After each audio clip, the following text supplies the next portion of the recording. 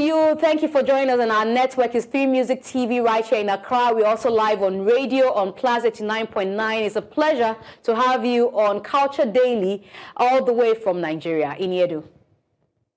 Thank you so much. Thanks for having me. Good morning. Good morning. So for those of you who do not know Ini Edo, of course, super talent, actress, producer, director, businesswoman, and all the accolades that comes with the industry she finds herself in. It's a pleasure once again, like I said, to have you. Let's move straight to Shanty Town. I have seen all 6 episodes. Beautiful story. I'm going to come to all the aspects that I love one after the other. But first off, I need to congratulate you on this major step. Thank you so much. Thank you very much. On a lighter note, how many days did your body hurt after shooting Shanty Town? I mean, you know, it was something that we had to deal with for quite a while, to be honest. You know, starting from the rehearsals to the filming, it was a long time. So it did take everybody a while to get out of it. Yeah. Wow. And how long did it take you to do those combative movements, the karate and all? How long did it take you to learn that? I did 6 weeks intensive trainings for that. Wow. Wow. Wow. That's beautiful too. I had to take on martial arts training, which I'd never done, for 6 full weeks. And that was pretty intense. Really intense indeed. Was there at any point where you saw the character, I'm like, I'm not sure I could do this, you know? Did it come to you at any point? I mean, of course, when I first saw the script, I was like, okay. But then I already had a lot of hunger for something that was that challenging. So for me, it was almost like something I had been waiting for. You know, I was ready for the challenge. I wanted to be challenged. So it was just very timely. So there was no time that I thought I wouldn't. I always believed that if I pushed myself extra, that I could get it done. Beautiful, and you got it done perfectly well. I would want to build on that to ask you, did you think that Shanty Town will have the success that it's gotten?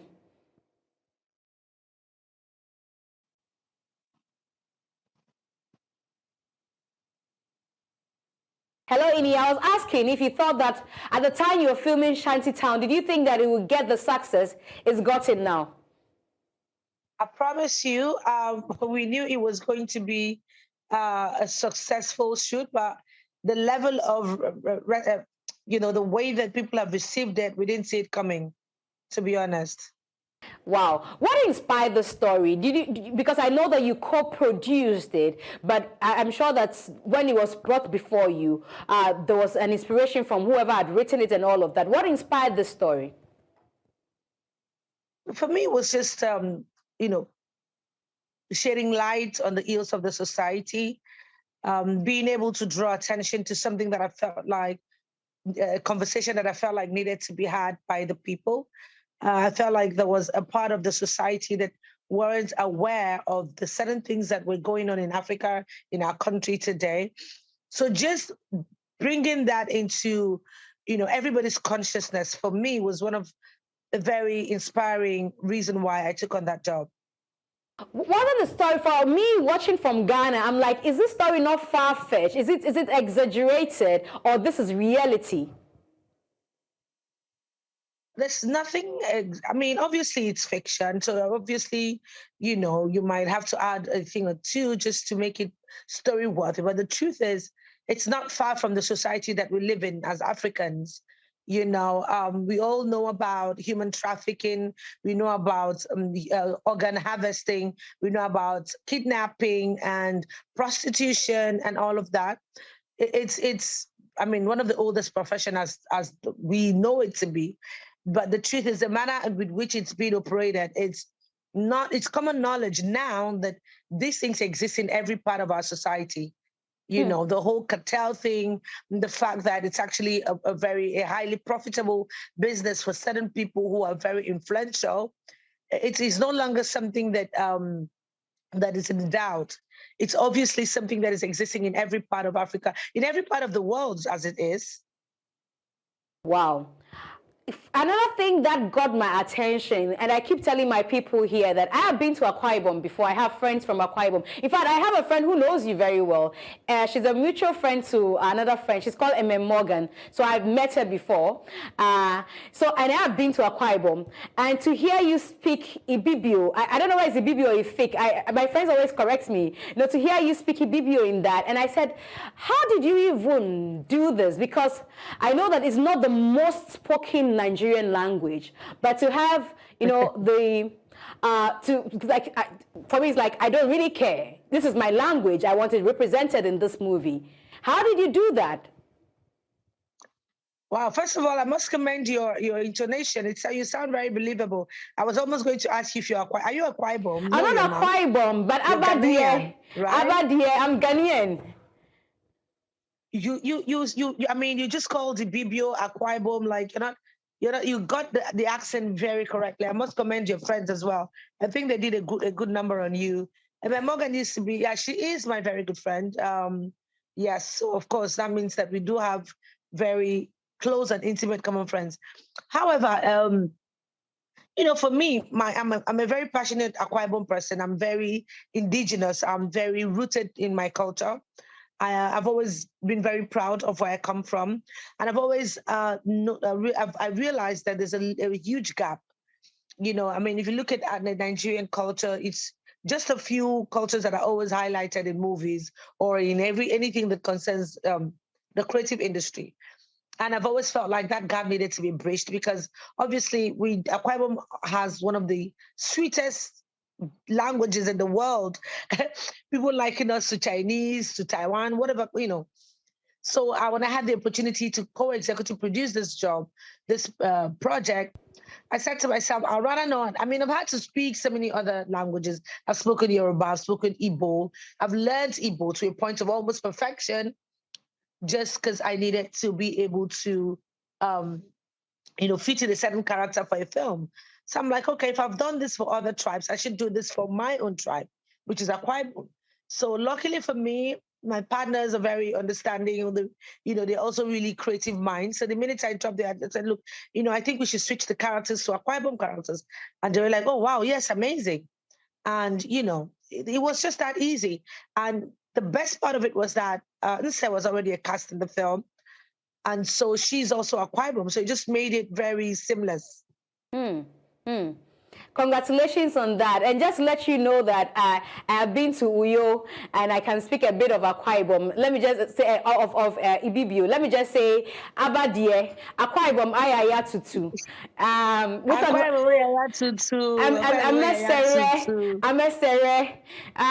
just know a bit of it. Look, your accent really blends in. Like you can. The fact that you're even Ghanaian is amazing. Well done. And well done to you too. Let's talk about the break you took. We know that you ventured politics. We know that you've gone doing business as well. Let's talk about that break you took and how it put in the hunger to be back on the screen to do something challenging. Let's talk about that break and how it influenced your comeback.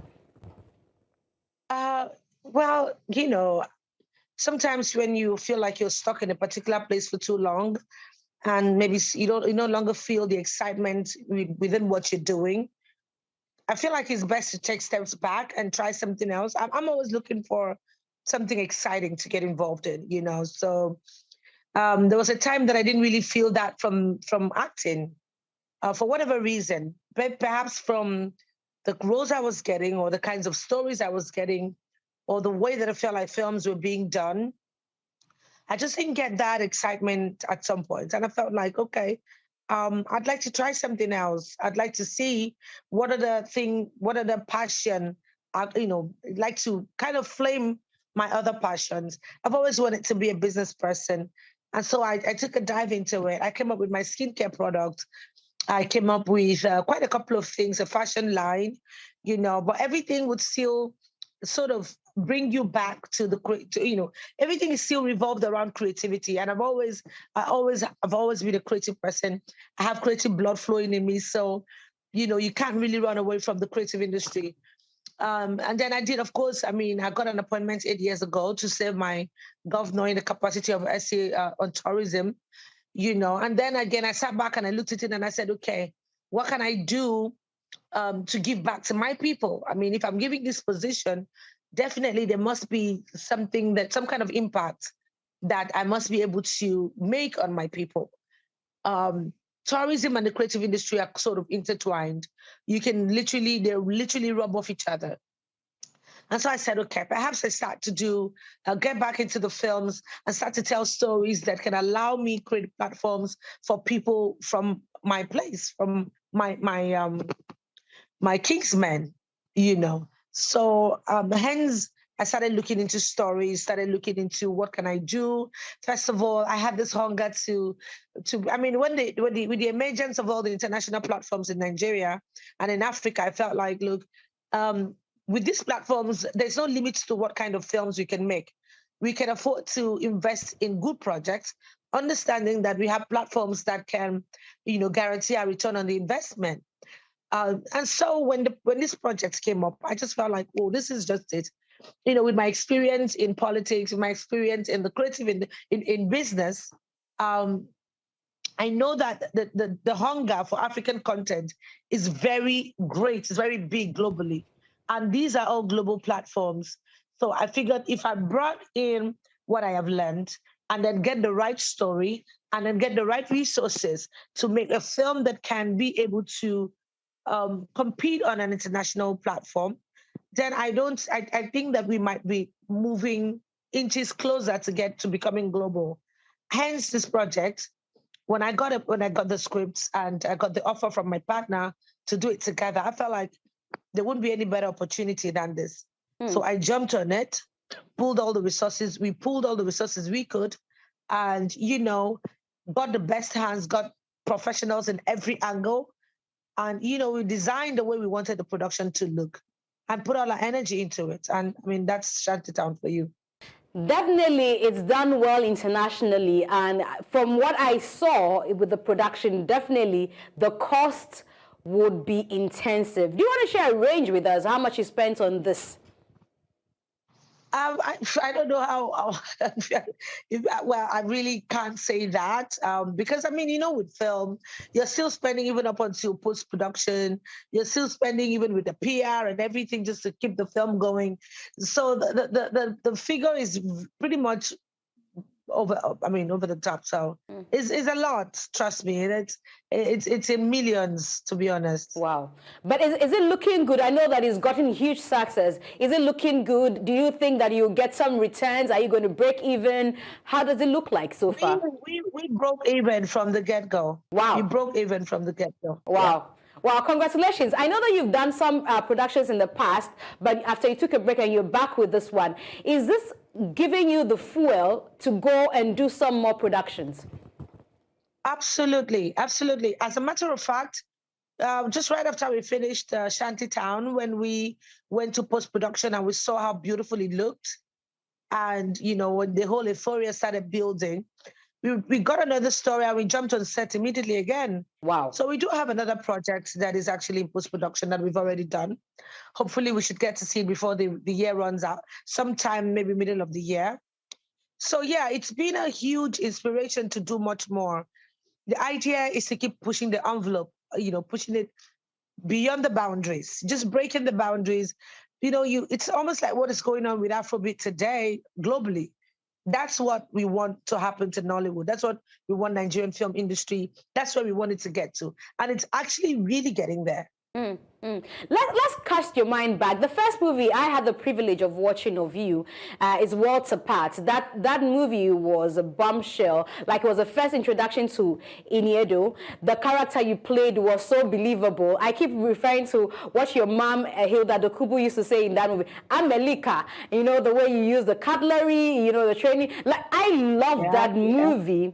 And I want you to cast your mind back then and now. What's been the transitions? Even then, we're saying that Nollywood was doing great, was making inroads. What has changed from back then? What advancements have we got? Are we declining, or you think that we have made progress?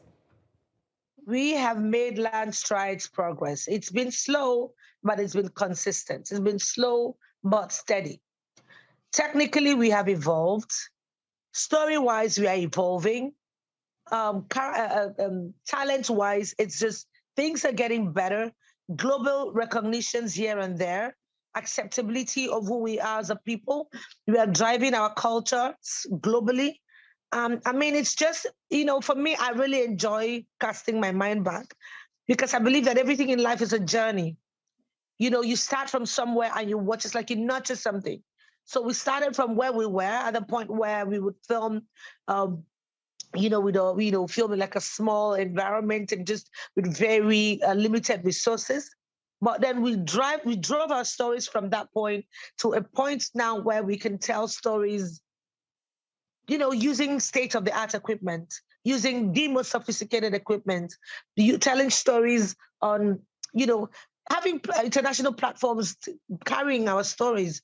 We didn't have all of that then. All we had then was us just struggling to tell our stories and on cassette, of course, like you already know.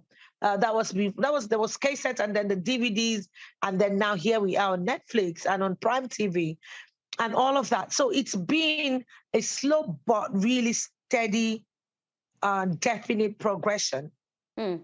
Let's talk about the cast of Shanty Town. So from Mercy Ike to Inse Ipe, who you've mentioned already, to Chidi Mokeme, to Nancy Isime, yourself playing a dual role, to RMD, who is like a Ghanaian to us now.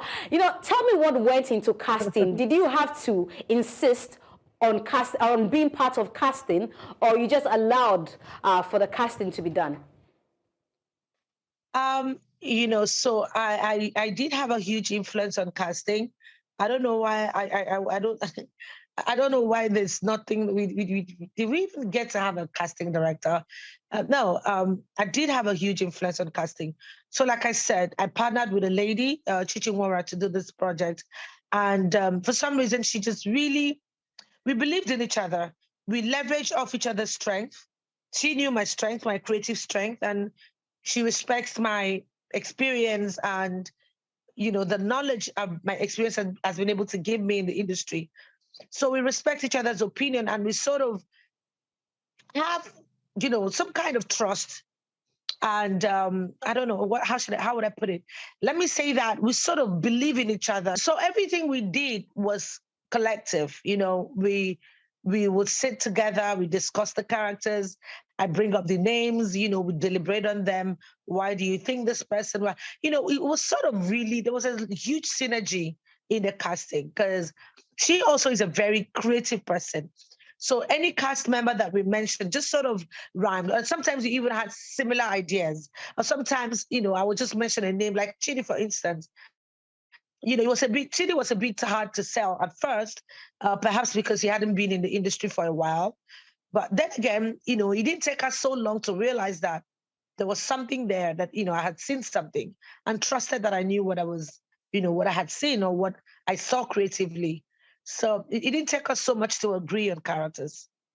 Wow. And let's talk about how Chidi's role as Ka has become like a role everybody talks about. I know your dual role is also being talked about because of the huge influence you have as well. But Ka's role was also a role that a lot of people who have watched have discussed as well.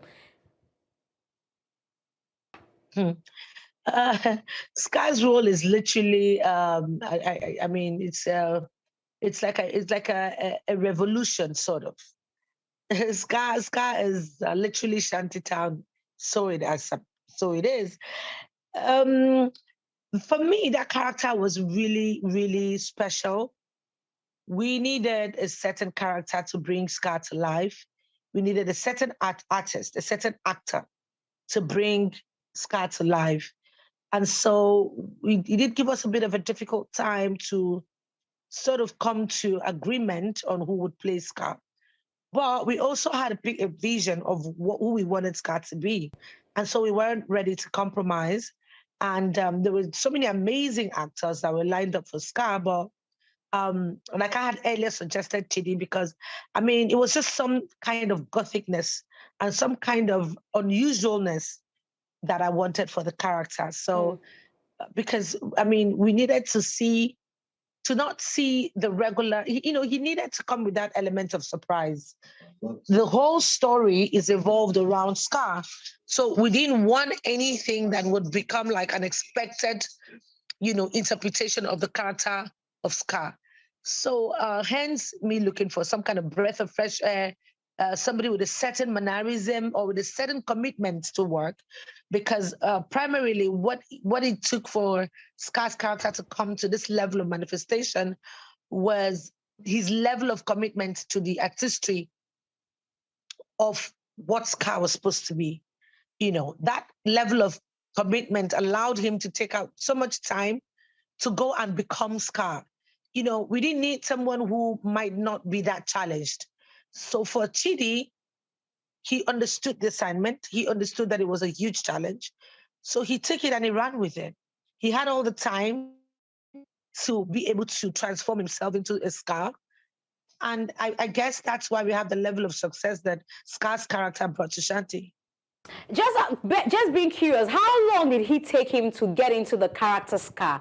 Because like you said, we have watched most of his movies. His movies are mostly, we haven't seen this manner of gangsterism for Chidi. Maybe we've seen slight, but not this manner.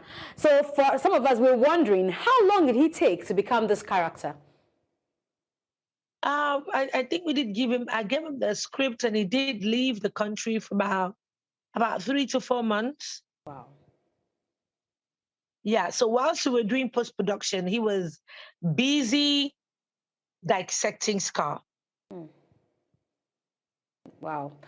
Let's talk about the women. So while we were busy trying to put the production together, pre-production and everything, he just took the script. He went back to the States, and we kept in touch. So we kept going back and forth on what we wanted the character to be like and everything. And he totally understood what the character was. I mean, I know Chidi personally, so I sort of knew that he had it in him. I knew there was a side to him, a rusty side to him that people didn't really get to see. I knew the street angle to him. He's a Surulere boy. He's lived literally all his life in Surulere. So I knew that part of him, and I knew that it comes off very effortless.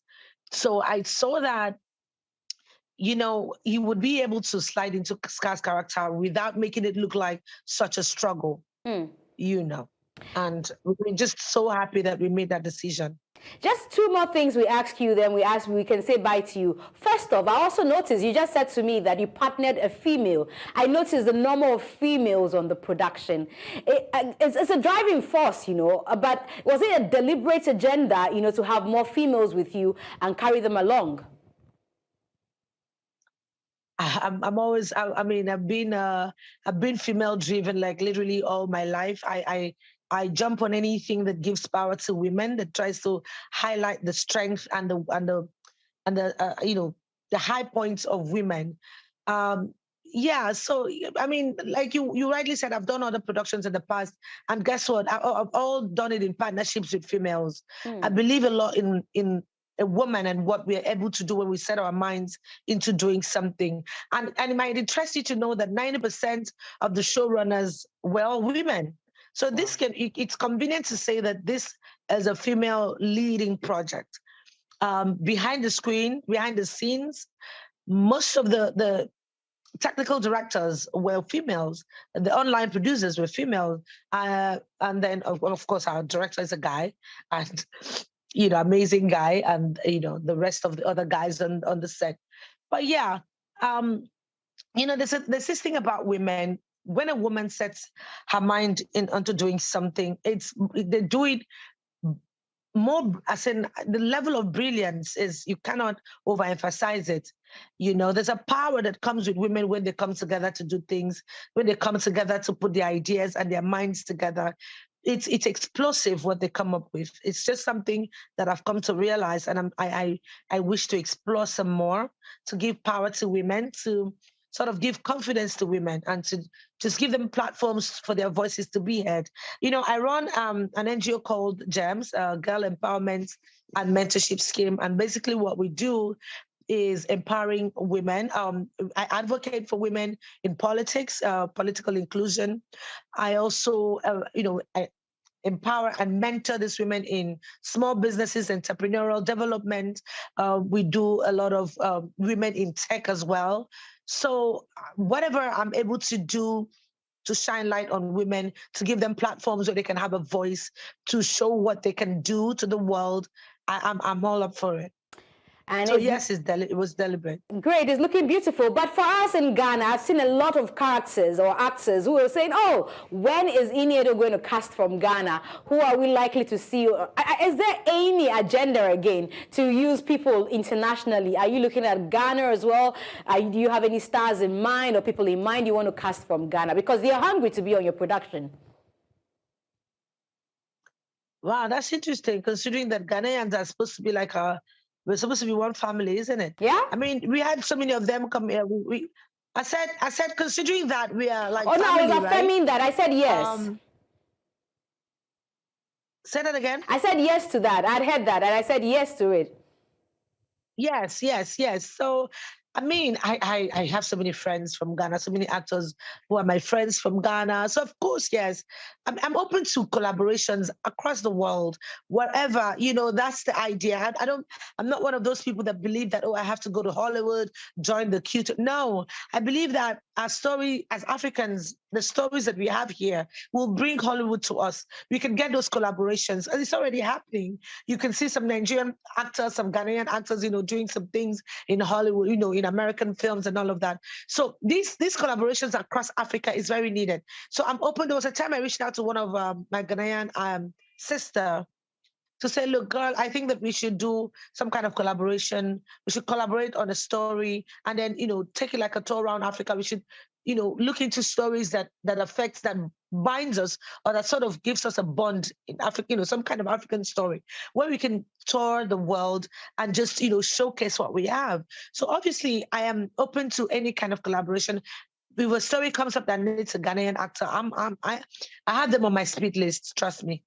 Great. We look forward to it. We want to take your final dial, rather. That's great. We want to take your final words. I am just curious about why, traditionally we're used to the cinema. I was going to say, oh, when is it coming to the cinema? But I know that there's a contract that binds you to Netflix. So maybe we are not coming to the cinema anytime soon. No, we're not. So your final words before you leave us. Thank you so much. I mean, this is it's amazing. I haven't been to Ghana in a while. I can't wait to visit. I miss all my Ghanaian people. We should do there's so much more we can do in collaboration. There's so much more. There's so much embedded in us as Africans. We're one. Let's keep pushing our narrative. Let's keep pushing the envelope. Let's keep telling our stories to the world. And of course, there's no limits to how far we can go. As long as the eyes can see it, we can get it. Thank you very much. And once more, congratulations to you. We love Shanty Town. We hope to see more beautiful productions from you, Ini. Amen. Amen to that. Thank you. All right, bye. Thank you.